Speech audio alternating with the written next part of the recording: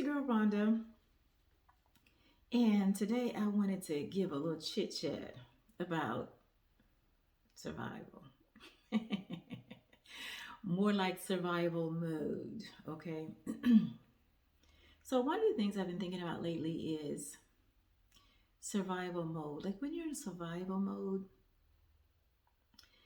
like the only thing you're really worried about is how to pay your bills, how you gonna, get to the next day. So you might be worried about like, is the lights gonna get cut off, or do I have enough to get groceries? Or you ain't thinking about traveling nowhere or horseback riding. That's not on you. That's not, you ain't thinking about that. Okay, it's, how do I get to the next step? And it could sound shameful, and that's not my point, is to make it shameful, because I lived in survival mode for so long, which is the whole point of this video, is just worried about the next thing, right? Like I got to get to the next thing. Like everything is critical and it can't go wrong, because if it goes wrong, it's going to go wrong real bad, right? That's survival mode, right? If you miss one check, if you make one mistake, life is going to change and change fast, and it's going to be critical. That's survival mode, okay? And so that's what I'm calling survival mode. I'm not a therapist or any of that who could actually give you that story, but that's what I interpret survival mode to be. And a lot of us, especially in during pandemic, was in survival mode, like, just the way it was. And sometimes it may still be that way. But one of the things that I've started working on, because I lived in survival mode for so long, um, and sometimes if you have lived in that mode long enough, like even when you're out, you don't act like you out. Everything is still penny pinching, and we came up, we gotta, you may be making good money now, but 5 years ago you were struggling, you was homeless. Hello, somebody, right? And you know what's what, and now you got enough, but you scared if something go wrong, you can't. So you're still stuck in that survival mode. So let me tell you something about survival mode, though. It's traumatizing, and the trauma makes you act weird. Okay. It makes you act weird, because even when you have enough, you act like you don't. You still won't be around certain people. You still snapping.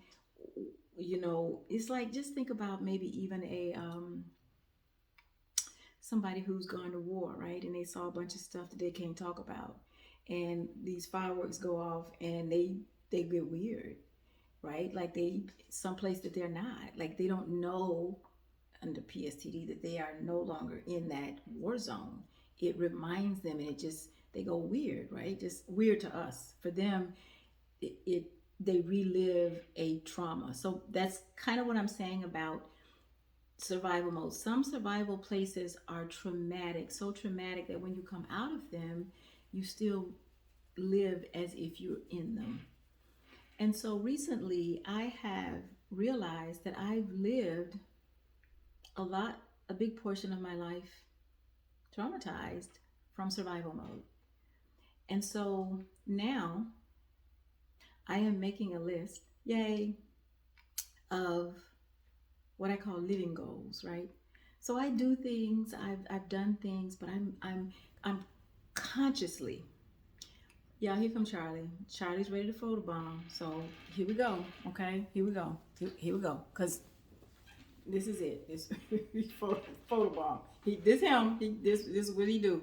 Okay, so just work with me and my dog. This is Charlie. Hey Charlie, say hey to the people. Hey, okay, Charlie photobomb. Okay, so can we get back to survival mode now? Okay, so now I'm making a list. Living goals. I want to go see comedy shows, horseback riding. And this is not just one time, this is a regular kind of thing of what I want to do. I got some skates. Y'all saw my post on Facebook. Got skates. Oh, doing some skates. And it's because I'm trying to break the survival mode thinking that everything is tucked away in case something goes bad. Because In survival mode, you don't expect nobody to show up for you, because if you did, you wouldn't be in survival mode. Okay, there ain't no back door to survival mode. You ain't they help is not coming in survival mode. The boat home is not there in survival mode. Okay, and so this post is really about kind of breaking that, intentionally breaking the mental block of survival mode, right? So my answer to that is to make a living goals list, right? So mine is, I want to see more comedy shows. I want to go do more outdoor concerts, and I don't mean like 50,000 people concerts, because I'm an empath. I don't want to be close to that many people too often. So I could just go to a restaurant that has live music and I would be happy, right? So that would work for me. So just my list. Um, Going to places to hike. I like to hike. So just, I'm just saying, okay, this is my story. My channel, I'm just saying, y'all, that if you're in survival, if you've had the trauma, there is a point in time where it will not exist. And just remember to come out of trauma mode. And the way to come out of it, I mean, if you see a therapist, okay, do that. That works too. But also remember to have some living goals, some things that you do when the bills are paid. Are you a movie goer? Are you, what do you have hobbies? Are there things you like to do? Um, Put those things on your list. I'm going to take a trip somewhere, myself this year. Like just stuff, right? That people who are not traumatized and living in trauma are doing. And so my um, suggestion is be self-aware and recognize if you're still in trauma mode or survival mode, because it makes you do weird things. Look at your relationships, how, go look. Um, Look at how you handle your job situation. Are you always ready to go? Um, in relationships, are you always ready to cut people off? That's Charlie. He trying to talk to. Okay. Are you like what? Just think about your triggers. What's triggering you, right? And can you let that go and be okay? At this point now, because I think I'm coming out of the survival mode. There are some relationships that I don't even need to. I don't need to do a closure. Like it's just and I'm not talking about romantic relationships. I'm just talking about relationships where people have just been mean to me, and maybe they don't know they mean. Maybe because I was in survival mode. That's just again, if you examine your own stuff, my stuff is I overlooked so much. I overlooked a lot of things because as a child I was traumatized and abused as a child, emotionally abused. And what that does for you when you're a child and you're emotionally abused, at least what it did for me, was it made me like I had to live in that situation. So I had learned to ignore a lot of things. Okay, so that means now that when people say things that may be nasty or unfriendly or unkind, I have a very high tolerance to just ignore it. Like I could just ignore it, like it don't even exist. But now there's a certain point where I get angry, and then that's a whole nother. She show up, and then we got it. Now we going to law. Now we going to court because I done got mad. So I'm suing somebody. It's on and popping. What? I don't really care. I don't burnt the bridge. Don't care. How I get back is, I'm just saying. So, but at this point, because I'm coming through that side of survival, is well, look at how much bullcrap I've taken. I don't really need to close up any more doors. I already know you're not treating me well as a friend. I already know that. So I don't need to have no conversation with you about why you said this and how come you couldn't be there for me. I don't need to have that. We good. It's okay. It's all right. It's completely okay. And so in the survival mode, right? Think about this. You're on an island. You got a little food. you're going to ration it out. You got a little water, you're going to ration it. Because why? You don't want to lose or leave your last bit because you don't know where the rest is coming from. So even in relationships, when you're in survival mode, you may put up with a whole lot because you don't think that there's anybody else or anything else coming your way that's going to be good. So you just suck it up because this all you got. Ding, ding, ding, ding. When you're out of survival mode and you're more in the living mode, you understand that there are people who will treat you well for no reason other than they're just good people. And you can make mistakes and you can put your foot in your mouth and you can say things and you can just be okay being you because good people will forgive you if they value the relationship. But some of them other people are very judgmental, very critical, very hard on you, and you won't walk away because they all you got. That's what you think. So I know I've gone on for a while on this, but I really wanted to be thorough because it's important that I am able to, say out loud that I am no longer in survival mode. And so, as part of my own therapy, is to be able to say to other people who may be suffering or who may be trying to figure out, well, why aren't things getting better? Count up your blessings. You may be out of survival mode, but you're stuck in the same behavior as if you were in survival mode. But to be more aware that there are people out there that will be kind to you. There are people out there who will respect you. There are jobs that will support you. There are managers on jobs that will support you, that would love to have you, that think the best of you. And even as a person of color, you still can wind up in an absolutely great job where they're not treating you like crap.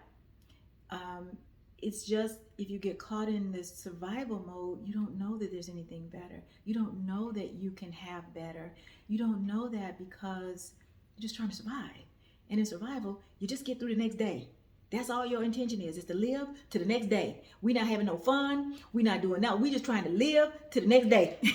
And I'm telling you, once you're out of that space, you can actually see a better world. You can actually see that there are people who will care for you.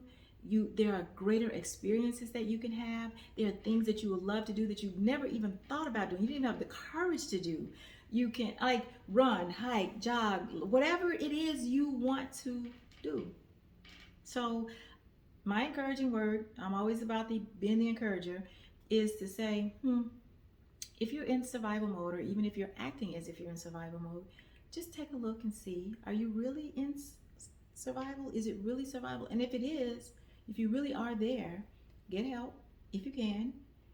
A lot of times when we're in survival mode, we may not be able to access therapy or other support, but if you have a phone, you can get on YouTube. Yeah. And you can find people that will encourage you, just like this story right here. What you're listening to now is you can find people that can give you some eye openers. There are greater people out here on YouTube that have overcome really horrific circumstances that are very inspirational, and it's on YouTube. It's free.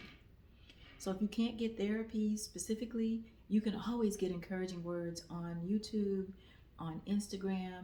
I mean, you can't believe everything you see on Instagram, but you get what I'm saying, right? You can find people who are so sincere and so passionate about the love they have for humanity that you can be inspired if you really want to. So if you are in survival mode, I encourage you to keep going until you get out. And if you're out of survival mode and you're still acting like you're in, then live a little. Spend a little of that money you've been saving. Go somewhere, do something, go meet new people, go find good people to befriend. Do some other things. Go whitewater rafting or mountain climbing or boating or skiing or skating, or go do some stuff. Live. We get this life, and there's only one of you. And so I just say, Do your thing. Just do your thing. Just have at it. Go do it. Enjoy yourself. Don't go crazy, but still live. Have some life goals. And if that's really hard, then put one or two life goals or living goals on your list for the year and see if you do them. Take a big trip. You know, call somebody you haven't talked to in a long time. Find a new friend. You know, go sign up for a meditation class. Whatever makes you happy. Find some stuff. They got a whole bunch of stuff on YouTube. Because I'm out here. Okay? So, anyway, so that's me. I'm Rhonda. I am an encourager, and I really welcome the opportunity to be able to, do videos that support people and also share my journey because it's very therapeutic for me. And so I just say, be encouraged. It's Life is hard for everybody. You may not see it on other people, but it is. People are challenged, whether they have money or there's always something that we're working on. Life is always expanding all of us, so you're not alone. And yeah, give it another try. So anyway, having said all that, I am going to sign off now and just say, hey, click like, click share. Please subscribe to my channel. I'm always bringing you something that's encouraging, and that's it. I'm Rhonda, and I am an encourager, and I love helping people. So I'm signing off. Have a great one.